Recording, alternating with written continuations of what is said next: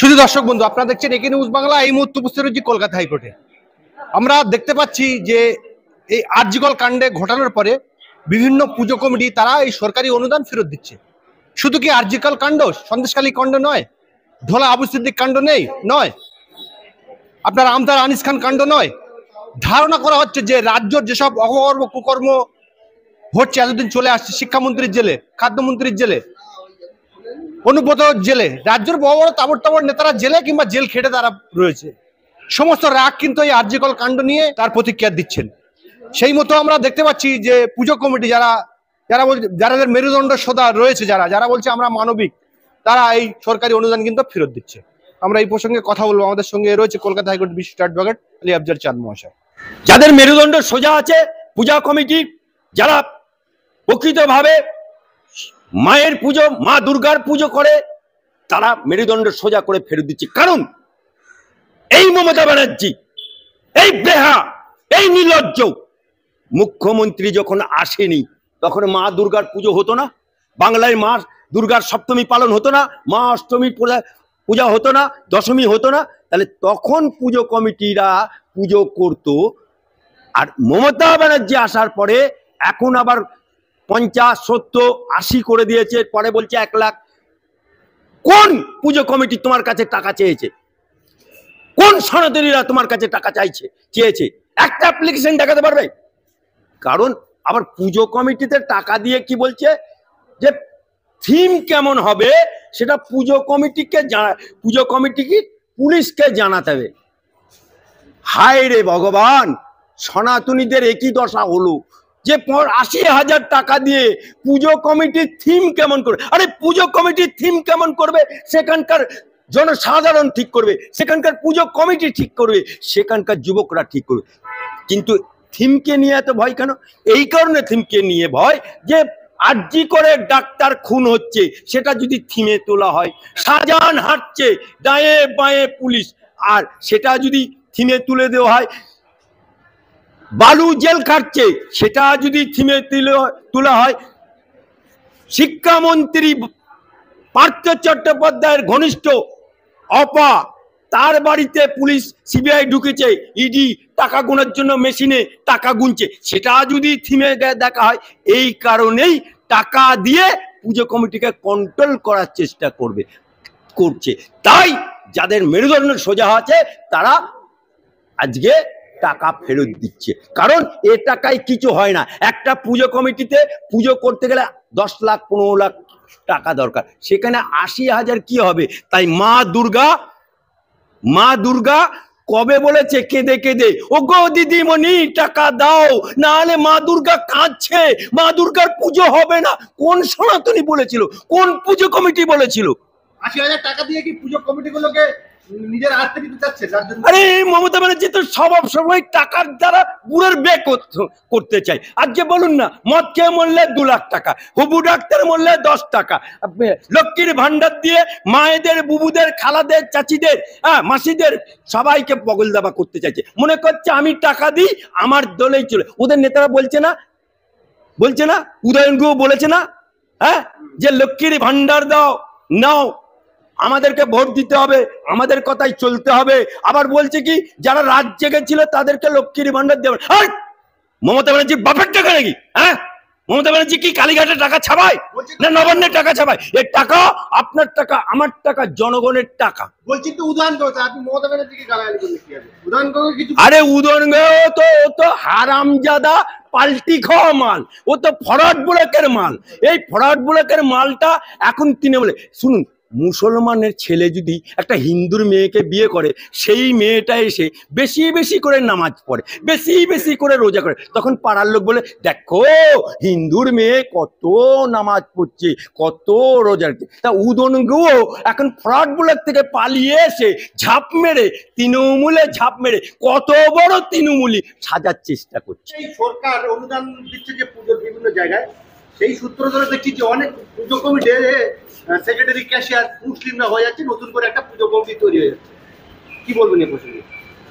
দেখুন কোথায় কি হচ্ছে অত তো আমরা জানি না, তবে যদি কোনো পুজো কমিটিতে মুসলমান সেক্রেটারি বা প্রেসিডেন্ট হয়ে থাকে, ভারতবর্ষ গণতান্ত্রিক দেশ, আর ইসলামে কোথাও বলা নেই যে তুমি কোনো কমিটির সেক্রেটারি হতে পারবে না, কোনো কমিটির প্রেসিডেন্ট হতে পারবে না। আপনি বলুন তো, বাংলার মুখ্যমন্ত্রী মমতা ব্যানার্জি, নাম কি? মমতা ব্যানার্জি, ব্রাহ্মণের মেয়ে, তাই তো? সে রেড রোডে মুসলমানদের নামাজে এরকম ওন্না দাঁড়িয়ে আল্লাহ আকবার যদি বলতে পারে, মুখ্যমন্ত্রী যদি আল্লাহ আকবার বলতে পারে, কোনো মুসলমান যদি পুজো কমিটির সেক্রেটারি হয় তাতে ক্ষতিটা কি? না না, সরকারি টাকাটাকে নেওয়ার জন্য 85,000 টাকা নিল, 10,000 টাকা খরচা করলো, 20,000 টাকা খরচা হলো, বাকি টাকাটা তারা নিয়ে নিল। এটা শুনুন, একটা পুজো করতে 10 লাখ টাকার নিচে খরচা হয় না। আপনি তো মুসলমান, তা আপনি পুজোর সম্বন্ধে কি করে জানলেন যে ওই কমিটি 85,000 টাকা দিয়ে পুজো করে, ওই টাকাটা খাবে? এটা কি করে জানলেন? শুনুন, যেটা বলবেন প্রুফ দিয়ে বলবেন। I M A advocate, high court. বাঁশ কোথা না ঝাড়ে পেছনে কিন্তু চলে যাবে আপনাদের, অত দালালি করতে যাবেন না। আমরা দুদিন ধরে একটা সোশ্যাল মিডিয়া ভাইরাল হচ্ছে, দেখছি যে সেমিনার হলের বাইরে কিছু মানুষের জমায়েত, সেই দিন রাতে কিন্তু বাবা মাকে দেখতে দেওয়া হয়নি, কি বলবো? আরে জাল মে কুছ কালা হ্যায়, এর জন্যই তো এই মমতা ব্যানার্জির পুলিশ প্রথমেই ঢুকে বলে দিল এটা আত্মহত্যা হয়েছে।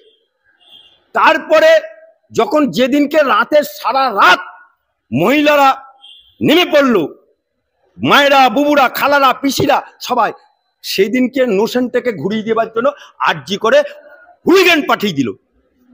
যারা গেছে তারা এতটা নির্বুদ্ধ, এতটা মূর্খ, প্যান খুলে দেখা যাবে ওরা কত বড় মূর্খ। সেই লোকগুলো ইনকোয়ারি এমার্জেন্সি লেখা সেটাও বুঝতে পারলো না, তারা ভাঙতে শুরু করে দিল। সুতরাং এই হুলিগান পাঠিয়ে ওরা প্রমাণ লোপাট করার চেষ্টা করেছিল। আজকে একটা সঞ্জয় ধরে ওরা মনে করছে সঞ্জয়কে ওদের ওই হারামজাদা, ওদের ওই ভুয়ো 7 লক্ষ ভোটে জেতা গরু চোরের মাথা, কয়লার মাথা, বালির মাথা, এই যে কাণ্ড ঘটেছে এরও মাথা। তা নাহলে বলে কিনা যে সঞ্জয় রায়কে এনকাউন্টার করে, আরে আগে এনকাউন্টার করলে অভিষেক ব্যানার্জিকে এনকাউন্টার করতে হবে, কারণ মাথা তো। আজকে বলছে মমতা ব্যানার্জি বলছে ফাঁসি দিয়ে দেবে। শোনো মমতা ব্যানার্জি মুখ্যমন্ত্রী, আমি অ্যাডভোকেট আলী আব্দুল চাঁদ বলছি,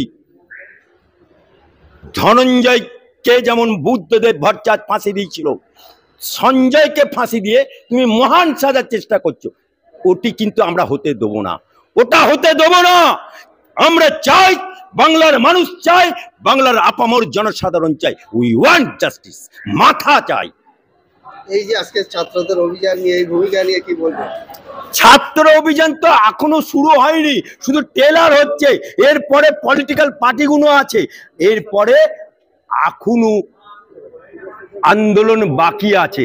শুধুমাত্র টেলার দেখানো হচ্ছে, তাতেই মমতা ব্যানার্জি বাচ্চাও সাধু বাবার মতো আজকে ব্যারিকেড দিতে হচ্ছে, আজকে লোহার ব্যারিকেড দিতে হচ্ছে। শুধুমাত্র আওয়াজ দিয়েছে সোশ্যাল মিডিয়াতে, তাতেই এত পুলিশ, গ্রাম থেকে, এলাকা থেকে, SI, sub inspector, constable, SP সবাইকে কলকাতায় এনে রাখে। কি না, চোরেদের রানী নবান্নে বসবে, ওকে বাঁচাতে হবে। শোনো মমতা ব্যানার্জি, হাসিনা বুবু দেশের প্রধানমন্ত্রী হোক, বাঁচতে পারেনি, বাচ্চাও সাধু বাবা বলে মোদির কাছে এসে আশ্রয় নিয়েছে। সুতরাং স্টুডেন্টদের খেপিয়েছ, এই খেপাতে আজকে আম জনগণ উত্তাল হয়ে উঠেছে। এই উত্তাল বন্ধ করার মতো ক্ষমতা মমতা ব্যানার্জির নেই, আগামী দিনেও থাকবে না। আমরা দেখলাম গত পরশু একটা বাংলা একটা মিডিয়া, সেখান থেকে বারাইপুর পশ্চিমের বিধায়ক বিভাস সর্দার তিনি একটা বক্তব্য দেন, বক্তব্যের মাধ্যমে বলে যে কারা নবান্ন যাচ্ছে তাদেরকে চিহ্নিত করতে হবে। কি বলবো? আরে চিহ্নিত করতে করতেই তো ওদের এই অবস্থা। আজকে কে বিরোধী পক্ষে ভোট দিচ্ছে চিহ্নিত করো, কে তৃণমূলের লক্ষ্মীর ভান্ডার নিয়ে কোন বুবু মিছিলে হাঁটছে সেটা দেখো, কে সিদ্দিকির মিটিং এ যাচ্ছে ফলো কর। আরে ওদের তো ঠগবাজতে গাঁও যায়, কারণ তৃণমূল দলটা তো কোনো নীতি আদর্শ নিয়ে চলেনি। এখন এই দলটা হচ্ছে হরেক মাল পাঁচশিকি দল। এই হরেক মাল পাঁচশিকে, এই যে মালটার কথা বললেন, হ্যাঁ, রেজ্জাক মোল্লা, শওকত মোল্লা, এই যে এমএলএ গুলো, এরা তো মধু চাটতে গেছে। তা মধু চাটতে গিয়ে যদি এখন সরকারটা পড়ে যায়, তাহলে ওরা মধু পাবে কোথা? জেলে তো ঢুকতে হবে সব কটা মালগুলোকে।